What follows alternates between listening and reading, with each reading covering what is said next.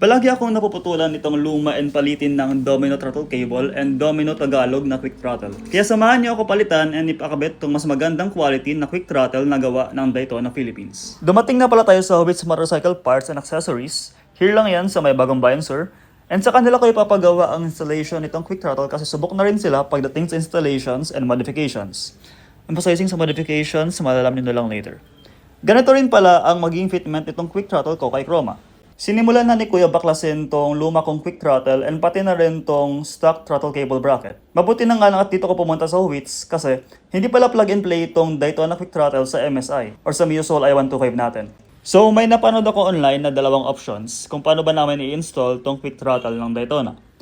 Either magtabas or i-modify namin yung length ng quick throttle cable para mas umikli siya, kumbaga may parang puputulin sa dulo ng cable. Or yung second option na i-modify na lang yung stock na cable bracket para pumasok yung cable ng Daytona.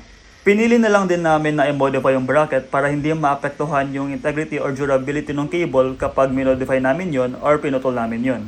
And magaling din naman sila kuya sa mga modifications, kaya yun na lang yung pinili namin. Dito ay sinasalpak na lang and inaayos na lang yung positioning or yung fitment ng quick throttle and yung placing ng cable kasi masyado siyang mahaba and hindi na natin minodify yung cable. Kaya pinaglaruan namin kumbaga yung wiring or yung daloy ng cable sa internals ng motor para hindi din naman maapektuhan yung play ng throttle. Nagawan din namin ito ng paraan.